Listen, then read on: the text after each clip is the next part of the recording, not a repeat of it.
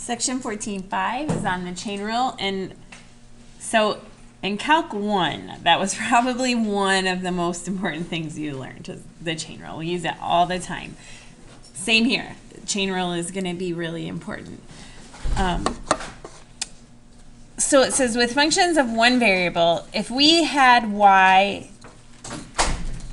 a function that could be written as the composition of two other functions of x, then the derivative of y was defined to be, well, first you take the derivative of the outside function, but leave the inside function just as it is, and then at the end you multiply by the derivative of the inside function.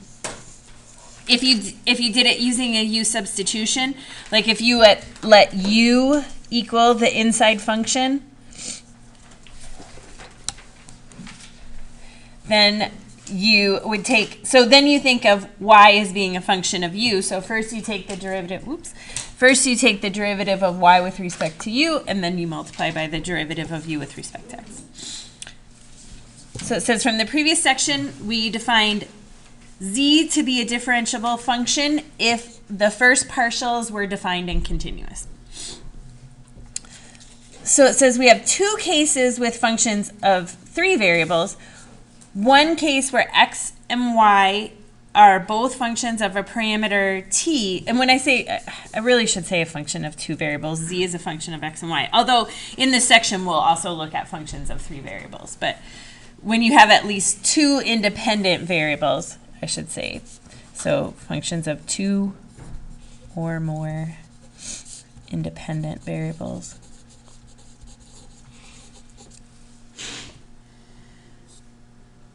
There are two cases. One where x and y are both functions of a parameter t. So, and we graphed things where x and y were functions of t. Remember, you get a curve there. Or when x and y are functions of two different parameters, s and t.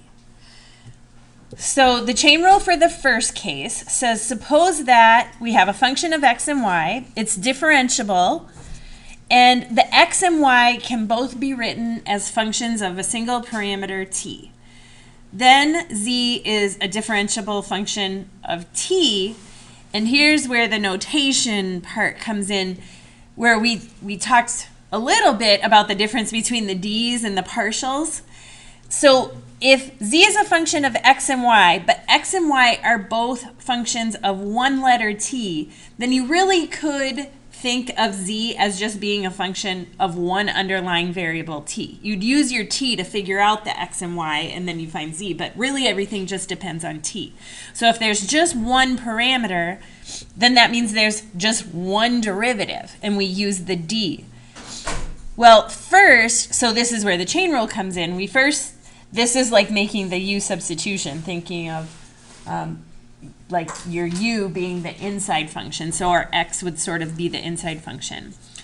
So we would take the partial of, and this here, this partial of f with respect to x means the same as partial of z with respect to x. Z is that function of x and y. So they might give us a formula. So when you look at problem 4, they tell us that z is defined this way in terms of x and y. Let me zoom in a little bit. But then, okay, so what we see is z is a function of x and y. So, like, just based on this, we'd think, okay, there are two independent variables, x and y, so there would be partial derivatives. But then they say, well, x is really defined to be e to the t, and y is really defined to be 1 minus e to the negative t. So if we wanted, we could substitute those in for x and y right away and just take the derivative with respect to t. But a lot of times it's easier to use partial derivatives. So first we'll take the derivative with respect to x and then multiply by dx dt. That's exactly what it says here, plus partial with respect to y times dy dt.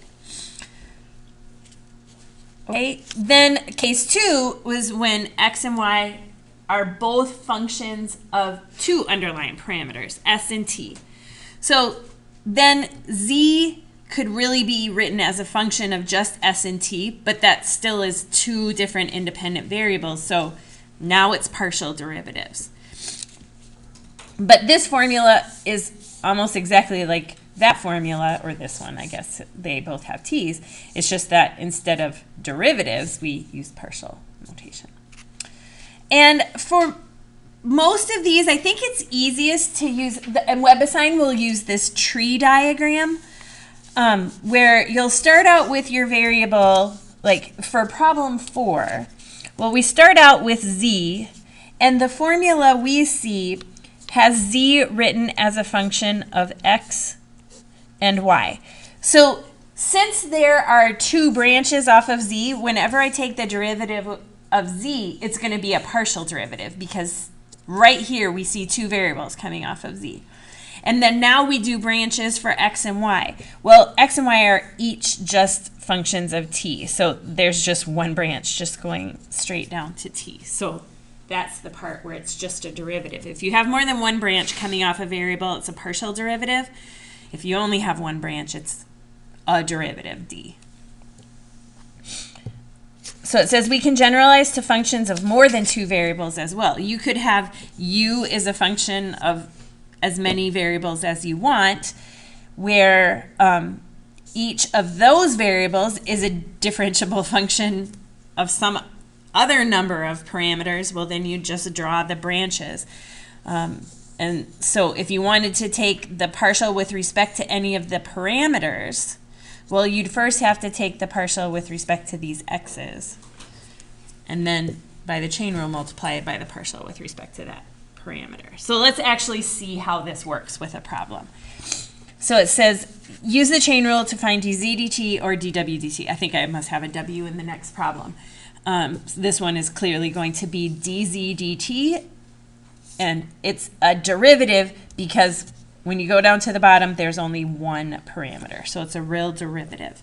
So just using the chain rule, dz dt is equal to, and then you just work your way down the branches. So now I have 2 branches coming off of z. So when I take a derivative, it's a partial. So it'll be the partial of z with respect to x times, and now it's the derivative of x with respect to t. Then I have to take care of the other branch, plus the partial of z with respect to y times dy dt.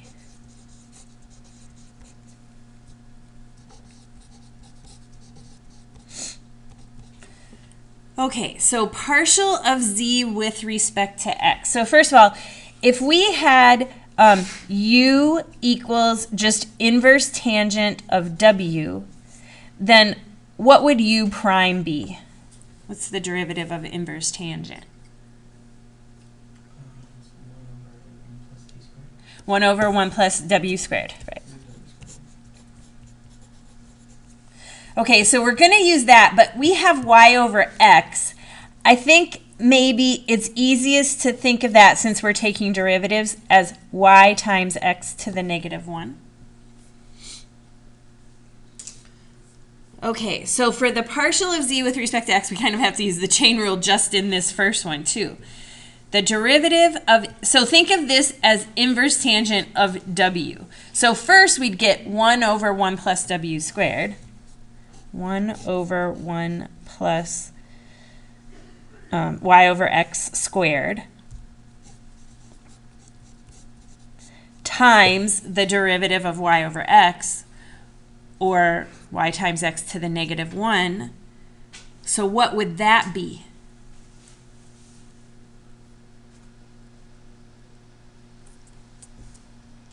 We're still on dz dx here. Right. The y is a constant that stays. Since we're taking the partial with respect to x, y is a constant that just stays there. And then the derivative of x to the negative 1 would be negative x to the negative 2. So negative y, x to the negative 2, I'm going to go ahead and just put that in the denominator. So there's the partial of z with respect to x. Now times dx dt, which would be what? Right, e to the t. Plus partial of z with respect to y. Well, we still start out the same way we did with x, taking the derivative of inverse tangent. So it'd be 1 over 1 plus y over x squared times the derivative of the inside function, and this time it's with respect to y, so what would we get?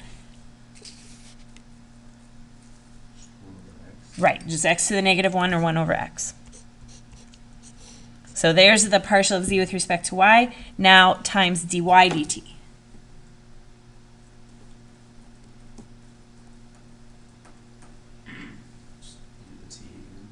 E to the negative t. I'm just going to simplify this a little bit. I hate that green spot on there. Okay. So think of distributing the x squared through, then we can get rid of the fraction within a fraction. And I'm going to just multiply the two fractions together and put them into one fraction. So we'd have 1 times negative y in the numerator over x squared times 1 would be x squared plus, and then this would be y squared over x squared, so the x squareds would cancel. So we just get times x squared. E to the t plus, okay, so again, I would like to get rid of the fraction within a fraction on this problem. And in order to do that, I need the x squared. So let's just multiply top and bottom by x. So we'd have 1 times x, or x over, and then distribute it through x squared plus y squared, e to the negative t.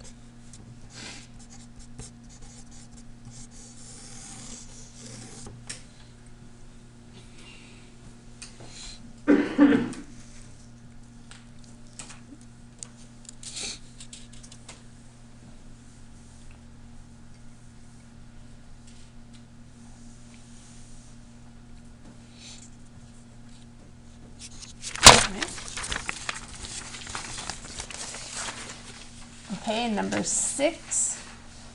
So here's, like I said, I thought there was probably going to be a W. So I'm going to do my little tree diagram. So we start with W, but W is a function of 3 variables, x, y, and z. And then I look at x, y, and z, but they're all just functions of one variable, t.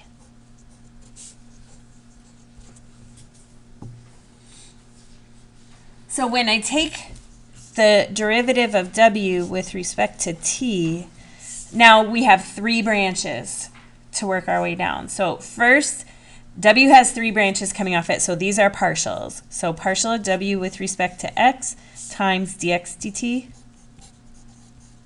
plus partial of w with respect to y times dy dt plus partial of w with respect to z times dz dt. And actually, before I take the derivative of w, any partial derivative of w, I'm going to rewrite this.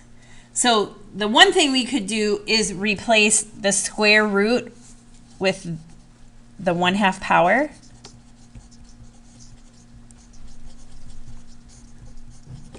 Because if we were going to take the partial derivative of this with respect to either x, y, or z, that would be a kind of a lot of chain rule. 1 over what we're taking the log of times the derivative of what we're taking the log of, and chain rule on that.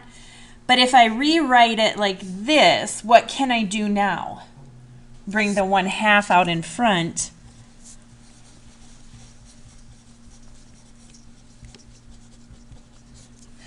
So instead of using the chain rule on parentheses to a power, now it's just the constant multiple rule. The 1/2 will stay out in front there. We still have to use the chain rule to take the derivative of what's inside, but we don't have to use the chain rule on what's inside as well. Okay, so the partial of w with respect to x, well, that 1/2 is a constant that stays out in front. And then whenever we have the log of something, we automatically get 1 over that. And I'm not going to put a 1 there yet. I'm just going to put the x squared plus y squared plus z squared in the denominator. And then times the derivative of the inside function, which would be 2x. So there's our partial of w with respect to x. Now times dx dt. Cosine t. Now, partial of w with respect to y is going to be almost exactly the same as this. We're just going to have a 2y in the numerator instead of a 2x.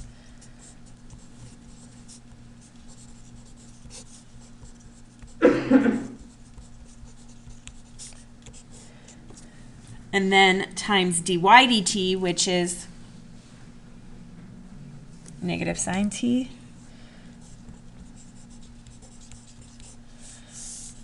Plus, and then for the partial of w with respect to z, just like the first two, but a 2z in the numerator.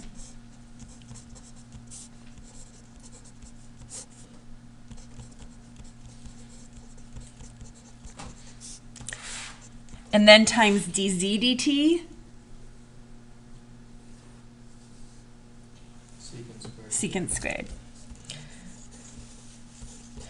And we can cancel the 2's in every one of those partials.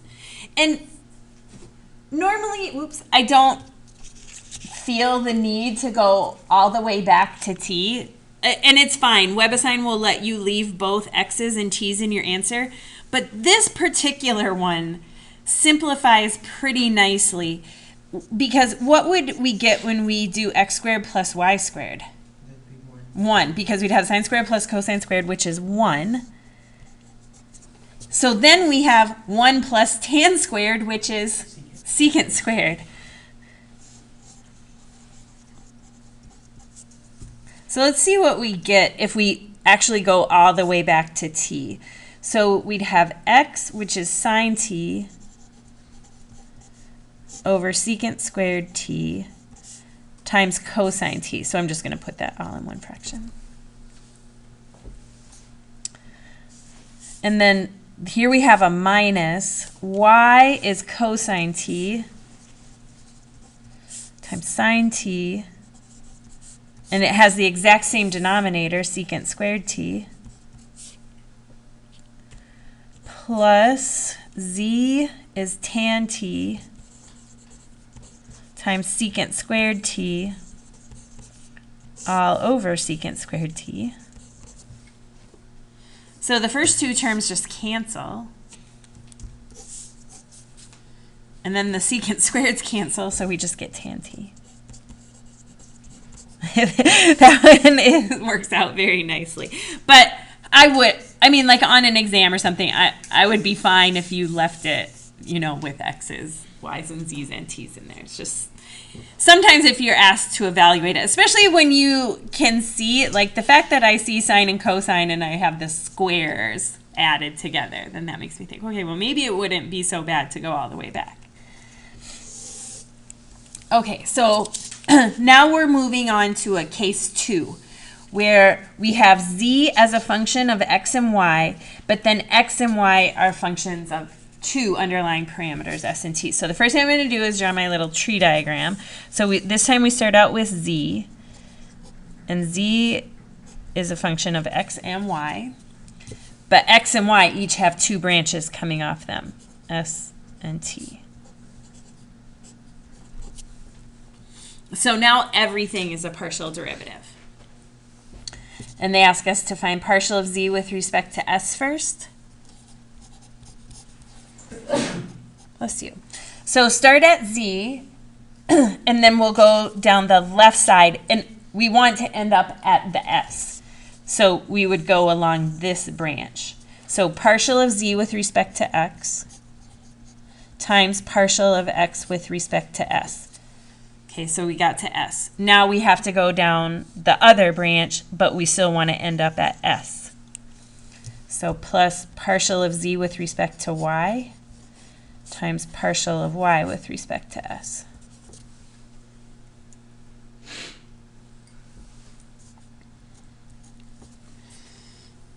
Okay, partial of z with respect to x. Well, what about tan y?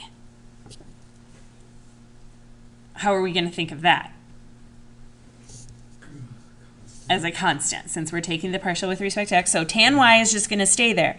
So we just need to take the derivative of e to the xy. Well, we automatically get the exponential back, e to the xy, and then times what?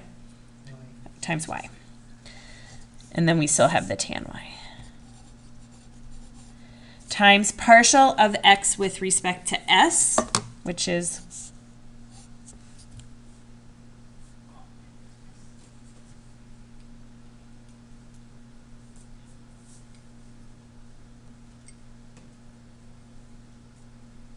1, right? Because here x is s plus 2t, so if I'm taking the derivative with respect to s, then we think of t as a constant, so we just get 1.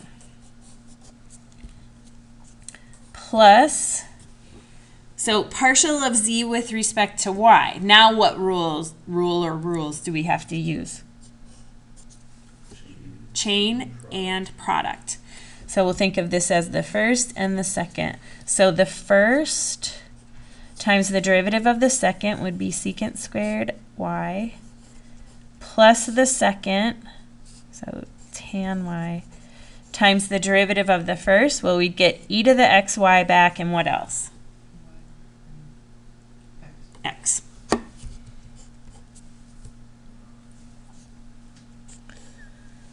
And then times the derivative of y with respect to s. And if you want, you can think of y, instead of s over t, you can think of it as s times t to the negative 1. So what would the partial with respect to y be? 1 over t. And this one, I just didn't leave a ton of room, so I'm not going to simplify at all. This is fine. There's not really a lot you can do to simplify. You could factor out, every term has an e to the xy in it, so you could factor out an e to the xy, but there's not really too much else you can do. Okay, so now the partial of partial of z with respect to t.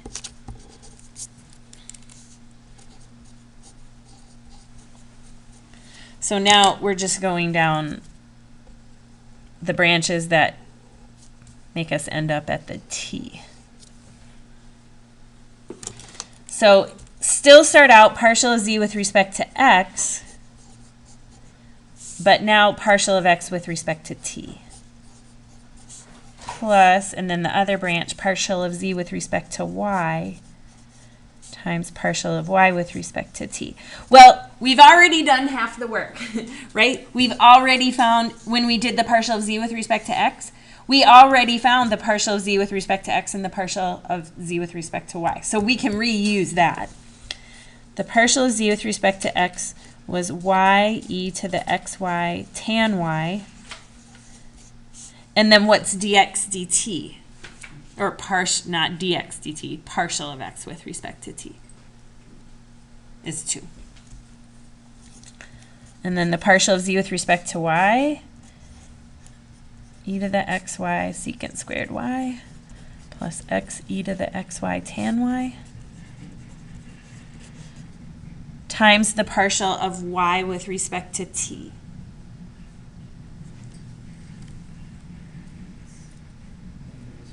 Negative s over t squared.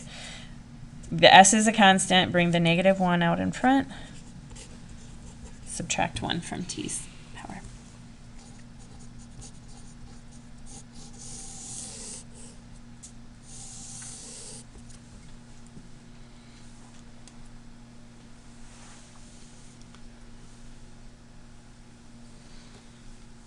Okay, so this one is more of just a conceptual problem. They don't give us any of the actual functions. They just give us a lot of information. So they say w can really be thought of as a function of s and t, but first we think of it as a function of u and v, where u and v are functions of s and t. So with the tree diagram, I'd start with w. And they're saying, well, first think of it as a function of u and v. But then u and v are each functions of s and t.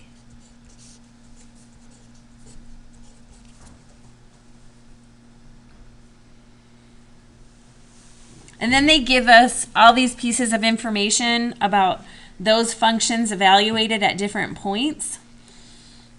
And they ask us to find W sub s at the point 1, 0. Well, W sub s means the partial of W with respect to s.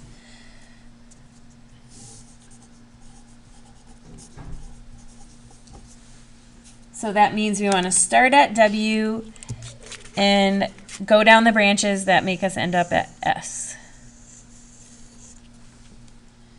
So first we do the partial of W with respect to U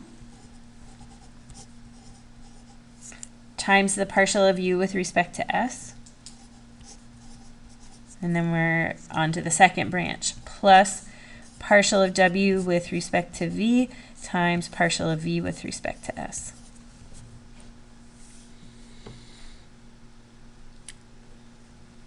Now, they don't have like a W sub U in there. They have the F sub U.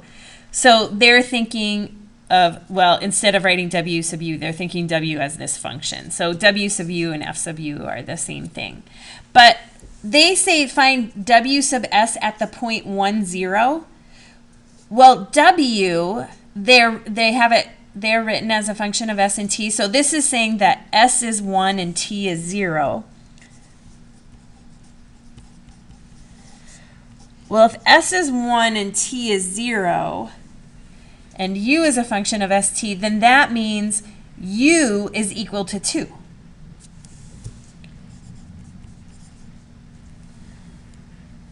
And, well, U sub S is negative 2.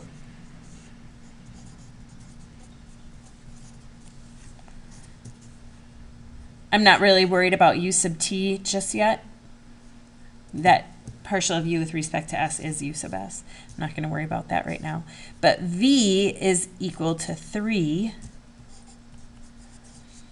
And V sub S is equal to 5.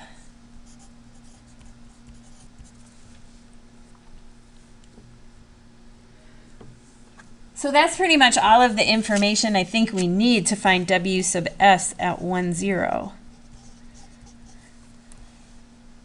As I mentioned, W sub U and F sub U really mean the same thing because they have W written as a function of U and B. So W sub U evaluated at that point would be the same as F sub U evaluated at 2, 3, which would be, because they have F as a function of U and B are 2 and 3. So that's why these look different. That's why these don't have the 1, 0 in them like the other ones do. So the F sub U is negative 1. And U sub S is negative 2. Plus W sub V is the same as F sub V, which is 10, times V sub S, which is 5. So we have positive 2 plus 50, which is 52.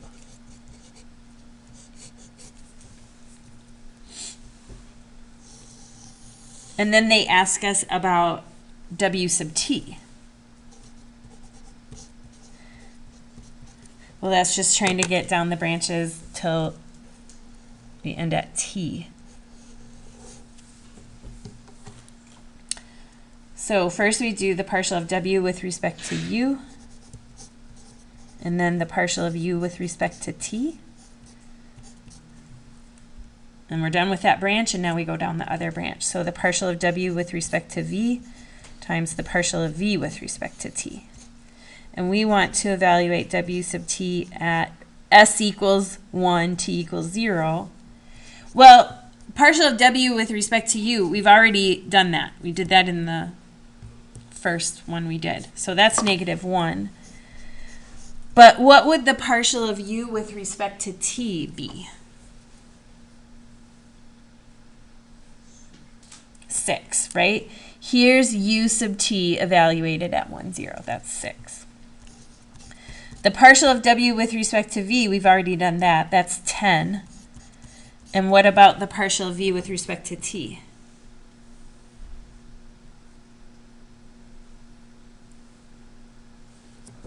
4. right? Because here's v sub t. So we have negative 6 plus 40, 34.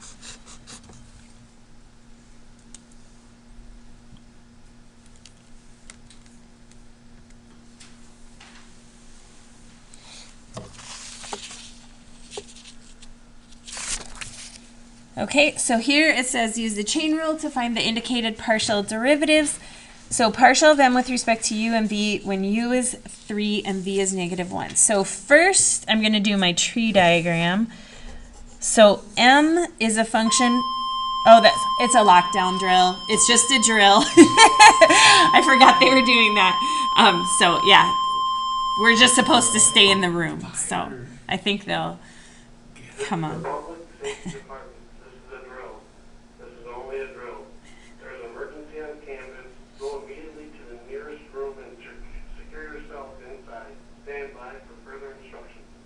Okay. This is a drill, only a drill. This is the public safety department. There's an emergency on campus. Go immediately to the nearest room and secure yourself inside. Stand by for further instructions. Okay, so m is a function of x, y, and z. And x is a function of u and v, so is y, and so is z.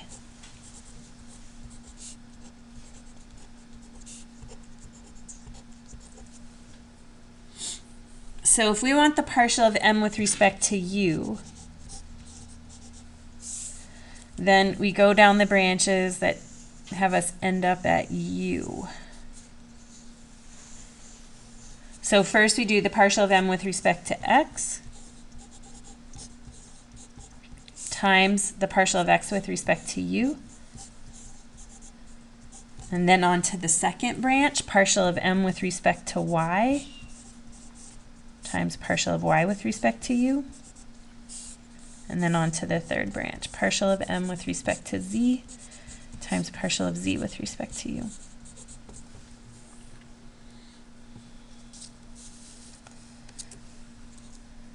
Okay, so what's the partial of m with respect to x?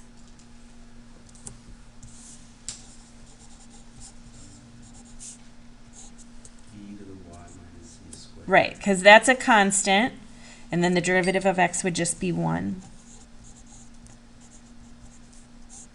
And partial of x with respect to u?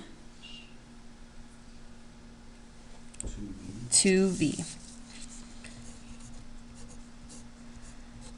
Plus, and now the partial of m with respect to y. So x would be a constant that stays out in front. If we're taking the derivative of an exponential, we automatically get the exponential back times what in this case? 1, right. The derivative of y minus z squared would just be 1 minus 0. And then times the partial of y with respect to u.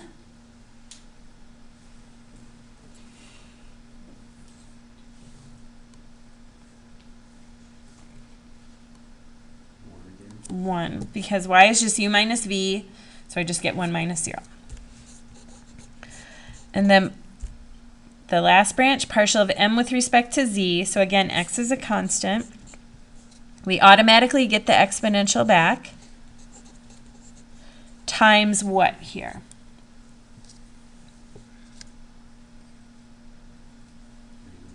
Negative 2z, because the derivative of y would be 0 minus 2z. And then times the derivative of z with respect to u. 1. Okay, and so now we want to evaluate it when u is 3 and v is negative 1. So I'm just going to say m sub u of 3, negative 1. And then this is just the u and v. Okay, well, I do have a v in there, but I also have x, y's, and z's. I need to figure out what they are. So if u is 3 and v is negative 1, what does x equal? Right, because it's just 2 times u times v. So it'd be 2 times 3 times negative 1, which would be negative 6.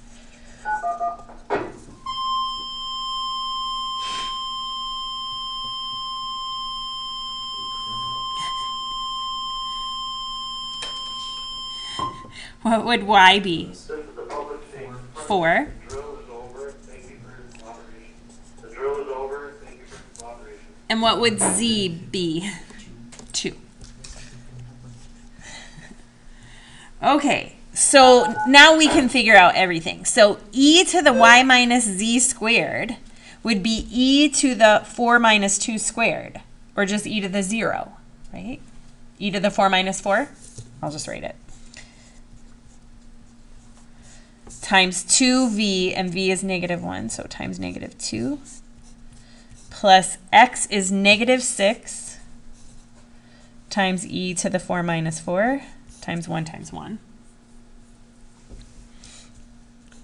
plus, okay, so we have negative 6 e to the 4 minus 4 times negative 2z would be negative 4 times 1.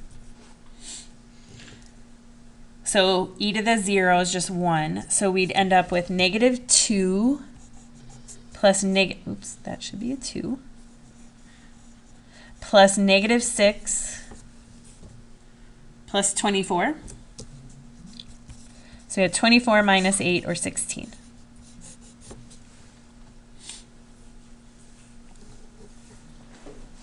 And then they want us to do the partial of m with respect to v.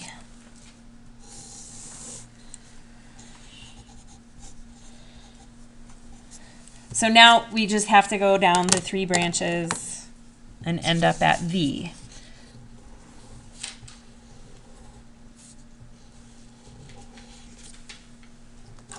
So it's still going to start out the same way the other ones did. Partial of m with respect to x, but then partial of x with respect to v. And then the second branch. Partial of m with respect to y times the partial of y with respect to v. And then the third branch, partial of m with respect to z times the partial of z with respect to v. And again, half of the work is we've already done. We already know partial of m with respect to x, y, and z. Partial of m with respect to x was e to the y minus z squared. But what about the partial of x with respect to v?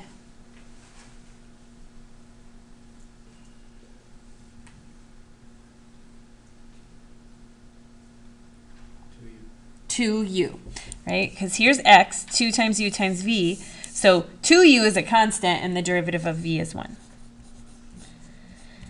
Partial of m with respect to y was x e to the y minus z squared. And then partial of u with respect to v, partial of y with respect to v.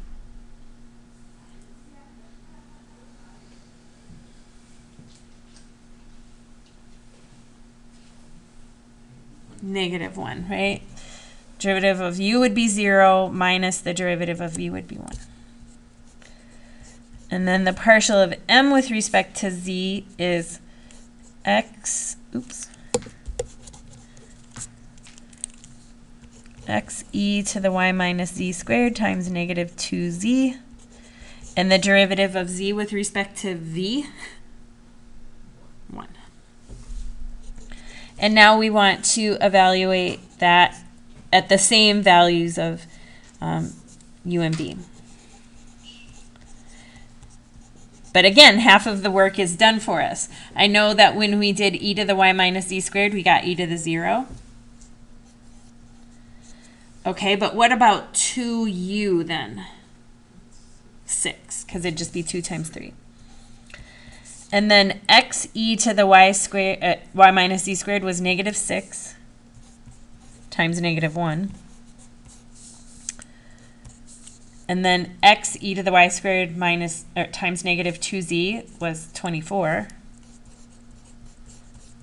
times 1. So we have 1 times 6, 6 plus 24, so 36.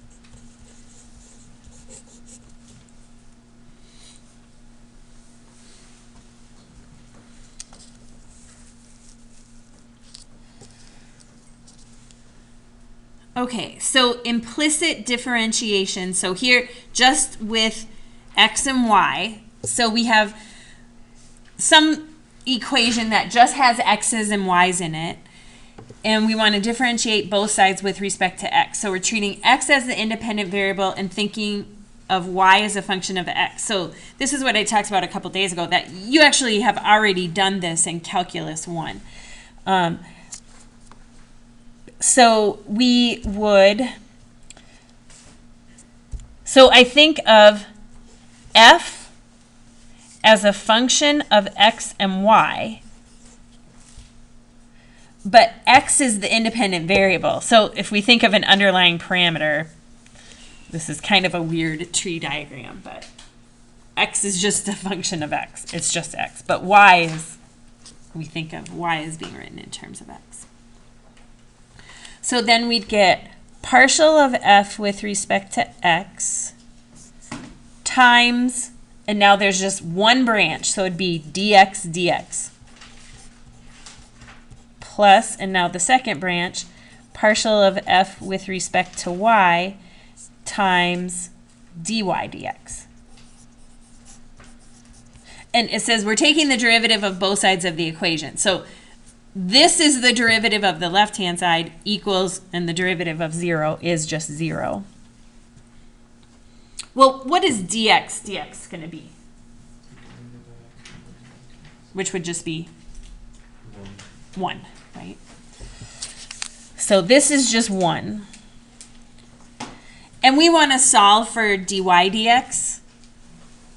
So we'll subtract this term from both sides. So we get partial of f with respect to y times dy dx equals negative partial of f with respect to x. And then just divide both sides by partial of f with respect to y.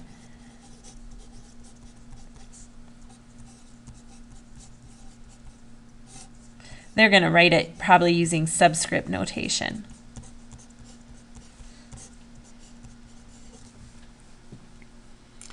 This is actually way easier than the way you learned in Calc 1. It's just that in Calc 1, you didn't have the notion of partial derivatives. So you couldn't have thought of it the way we're going to think of it. So let's see. That's, the book calls that equation 6. So what we'll have is, so maybe we'll have something like cosine of x squared plus y e to the y plus 4xy squared equals 0 or something. So what we're doing is we're actually going to think of this as z. The left-hand side is our z. So when we take those partial derivatives, even though how we developed this formula was thinking of y as a function of x, when we take the partial derivative, now we're just thinking of y as one of the independent variables, just like we've done before. Z is a function of x and y, these two independent variables.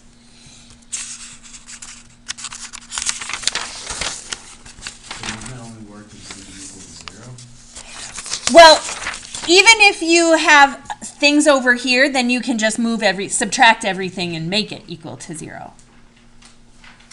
Right? Say I had, instead of 0, say I had 7 minus 8x tan y over here.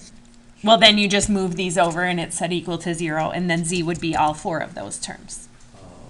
Okay. So you set z equal to 0. You set the equation equal, there, you won't ever see a z in the problem. So you'll take the equation, set it equal to 0, and then think of the left-hand side as your z. If you take the partials, you can figure out dy. Yep, yep. Just using this formula. It's the negative partial with respect to x divided by the partial with respect to y. So I just have a quick question about 24, the one we just Sure, said sure. there with the chain.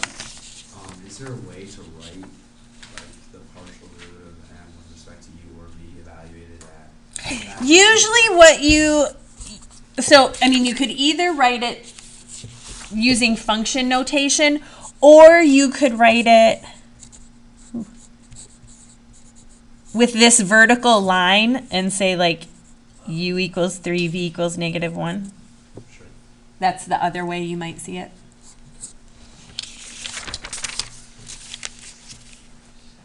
Actually, let's do problem 30, and then we'll go back and talk about when we have an equation with 3 variables in it. So 30 says use equation 6 to find dy dx. So like here's an example where it's not set equal to 0, but that's going to be the first thing we do is set it equal to 0. So sine x plus cosine y minus sine x cosine y equals 0. And then this is our f of xy. And then our formula says dy dx equals negative f sub x divided by f sub y.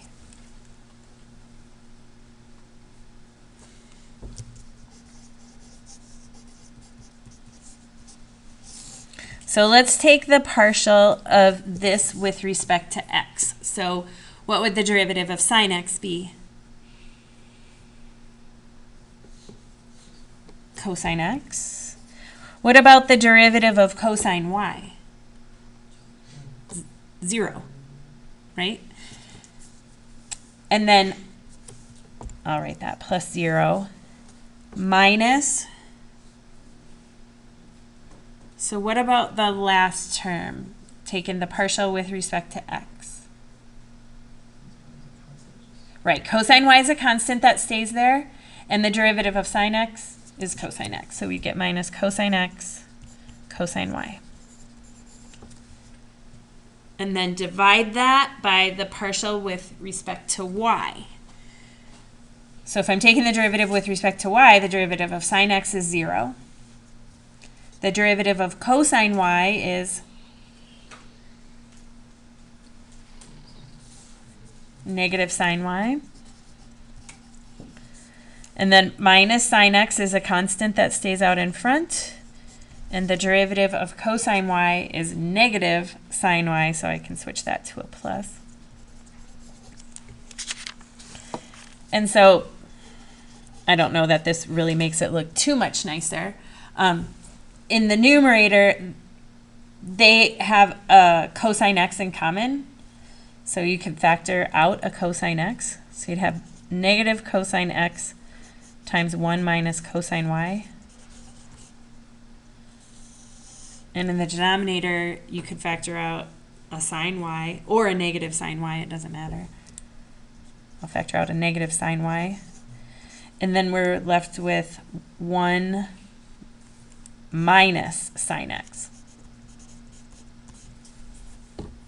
So yeah, I mean, it's not like there's any simplification I can do. You could turn it into a tangent. Except for this is x and that's y. Yeah. If they were both x, we could turn it into tangent. Yep. Okay, so now back up to the top of this page. So now if we have an equation with 3 variables, but we can't solve for z in terms of x and y, then it's like we think of the left-hand side as like being our w, our 4th variable, and treating the x, y, and z as independent variables. So my w or my f, I'll use f since I did use f in my tree last time. So I think of f, first of all, as a function of 3 variables, x, y, and z. And then we think of z as a function of x and y. But it says we're considering x and y to be the independent variables. They're not functions of anything else. They're like the parameters. So x is just x and y is just y. If you wanted to put 2 branches off x and say x and y, that's fine, but it might make things a little more difficult when we use the chain rule. Okay, so first we want to find, let's see, we get the following. Okay, so we want to take the partial with respect to x. So we go down the branches. that put us at x. And so actually, I mean, I guess if you want to keep all of the branches the same, let's say I had x and y. Just so it looks like all of our other trees.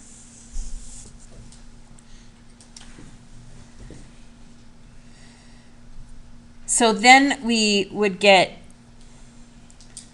like our partial of w with respect to x is equal to, so we'd have the partial of f with respect to x times the partial of x with respect to y, or x. Yeah, chain rule. Oh, right. It would be the derivative instead of. Well, yeah, if you didn't write the y off the branch, so if you just left one thing coming off x, then you'd write derivative. Yeah. Since I added that extra branch in, then I have to use partial signs.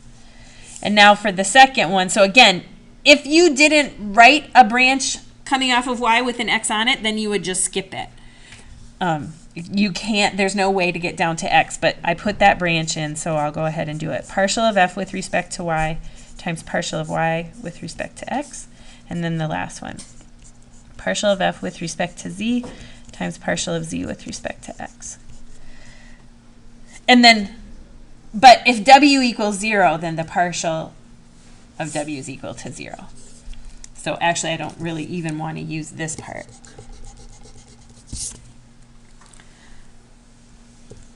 I'm going to go to subscript notation just because it's quicker. So partial of f with respect to x means f sub x.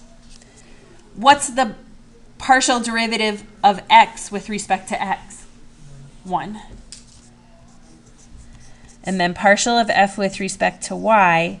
Now, what's the partial derivative of y with respect to x? 0.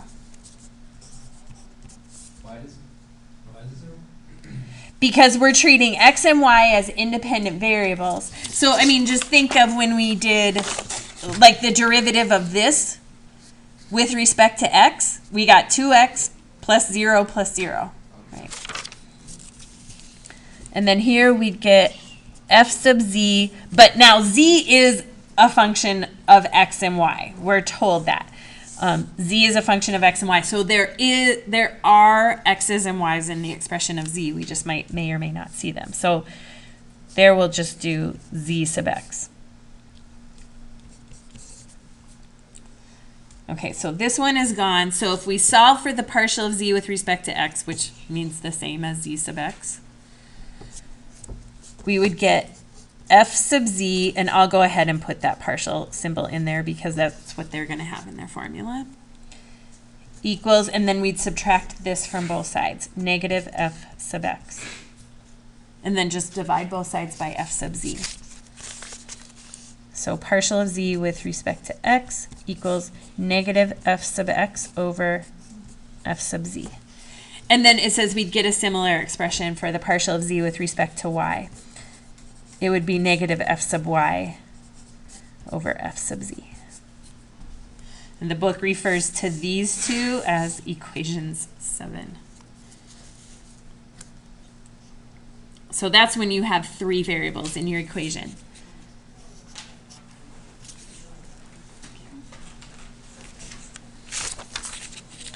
So 34 says use those equations to find the partials of z with respect to x and y. So what's the first thing we need to do with this equation? Solve for z. Except for we can't, because we can't solve for z because it has a z here and a z there. To get this z by itself, we'd have to exponentiate, and then we couldn't separate that. So we have to get it set equal to 0. So subtract ln of x plus z from both sides. And now this is our f of xyz. And that formula tells us the partial of z with respect to x is negative f sub x over f sub z. So I want to take the partial of the left-hand side with respect to x. And so what would we get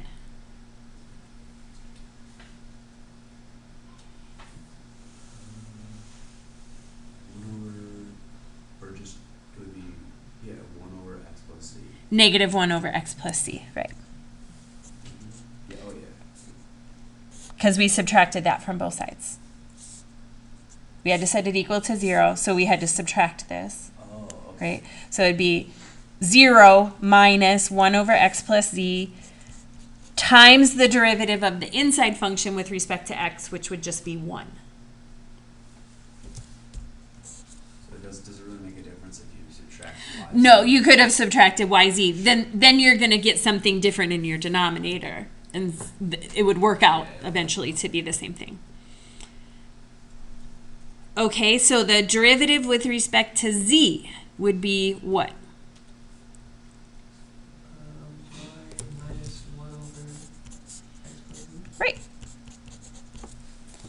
So in the numerator, negative negative makes positive, and I just don't like to have a fraction within a fraction, so I'd probably multiply top and bottom by x plus c.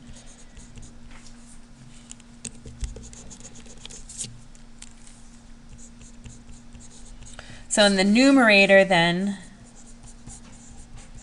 we just get 1.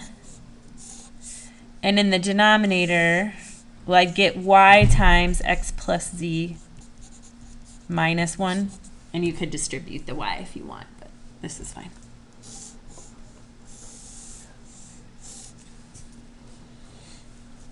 And then the partial of z with respect to y is negative f sub y over f sub z. Well, we already know what our denominator is. Y minus 1 over x plus z. So what's our numerator? Negative z. Z. Unless you subtracted yz from both sides, then you would have negative z, but, oh, yep, oop, my negative sign out in front. Thank you. So the negative, and then, so taking the partial with respect to y, we'd get z, and then that's it, right? The derivative of this would be 0 with respect to y. So I like to get rid of the fraction within a fraction. So we'd have partial of z with respect to y is equal to negative z times x plus z over y times x plus z minus 1.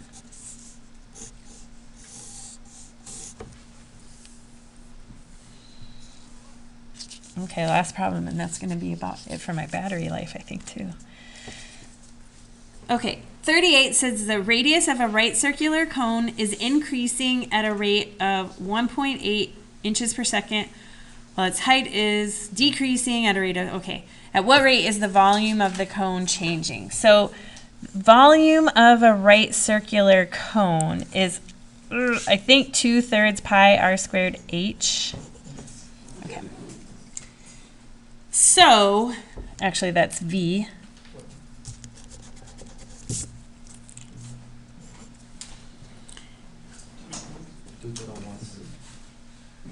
Is it 1/3? I don't know. Here, okay, here's a really easy way to figure it out. Well, easy. If you do, like your calculus 1, volume of revolution. So think of, yeah, like if you have this triangle and you rotate it around the y-axis, then that's going to generate a cone, right? And you could use the disk method to find volume, and the volume is the integral of the cross-sectional area. Which the cross-sectional area of a circle is just Pi r squared, but our radius is not constant, right? Our radius is changing depending on where we are on the cone. So let's see, at the top, there's the radius, and this is our height. So this point, well, I've gone right r units and up h units. So I can write this line as y equals mx plus b, but my b is 0. And my slope is, well, I go up h and over r. And the radius of one of these disks would be given by which coordinate of the point that hits the graph? The x coordinate. So I want to solve this for x. So x would be r over h times y. And so the area, and I'm integrating with respect to y since my disks are sliding vertically, and I'm going from 0 to h. So pi, r was given by the x, the radius was given by the x coordinate, so r over h times y squared dy. So pi, r squared, h squared are constants. And the antiderivative of y squared is 1/3 y cubed, so I think it is going to be a 1/3 and not a 2/3.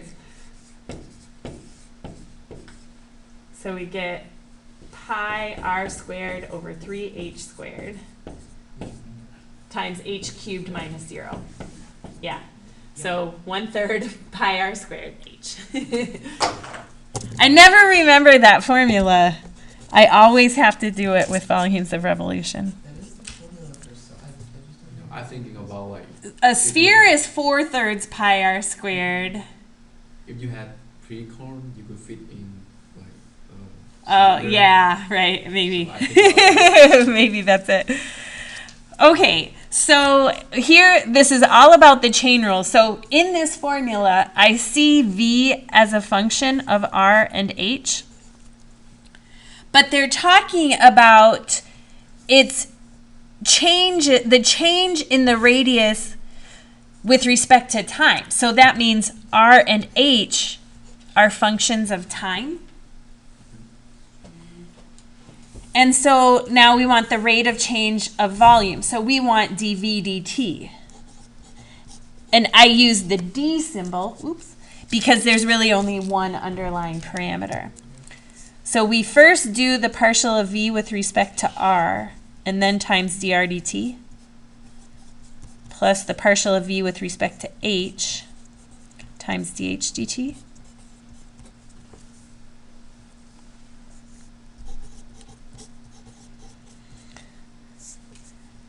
Okay, partial of v with respect to r. Well then, 1/3 pi and h are all constants, and we'd have times 2r. So it'd be 2 pi over 3rh.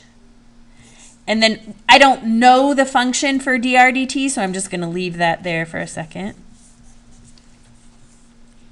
The partial of v with respect to h, well, everything in front of h is a constant, so they stay, and the derivative of h is 1.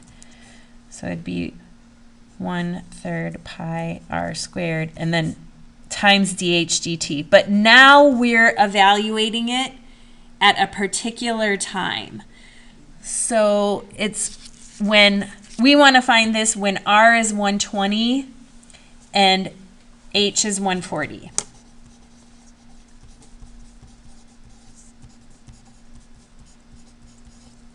Then dv dt would equal 2 pi over 3 times 120 times 140.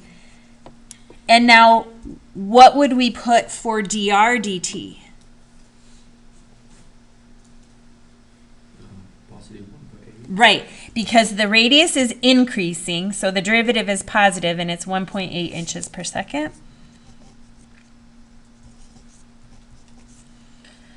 Plus 1/3 pi times 120 squared times, and what are we going to put for dh dt? It's gonna be negative. Negative 2.5. Since it's decreasing, the derivative is negative. So let's see, what could I factor out so I have less to type in my calculator? Well, first of all, 3 goes into 120 40 times. Well, I can't do that here unless I wrote it as 120 times 120. I'll just factor out a pi, and then I'd have 2 times 40, 80 times 140 times 1.8. Actually, I am going to do that just so I have less to type in. 3 goes into 2040 times. The pi's factored out, so 40 times 120 times negative 2.5. And here, since they gave us rates of change in decimal form, I will give our answers as decimals. So pi times 80 times 40 times 1.8, and then it'd be minus 40 times 120 times 2.5. And I get that, negative 19,604 about. I got 8160 pi. Okay, and 8160 times, 8160 times pi. Okay. What did I do? Oh, oh no, 2 times 40 is 80. What did I do? 3 goes into 120 40 times.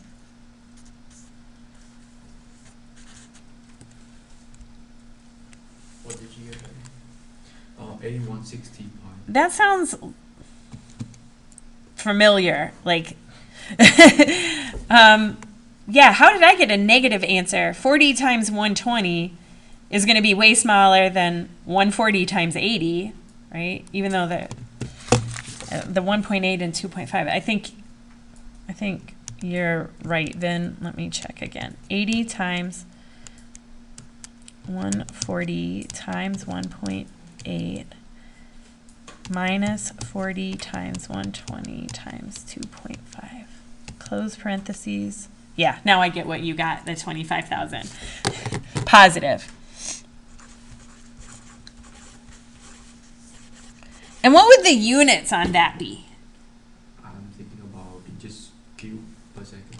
Cubic inches per second, right? Because volume is measured in cubic inches.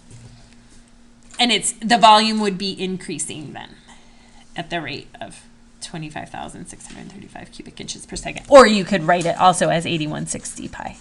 Either way.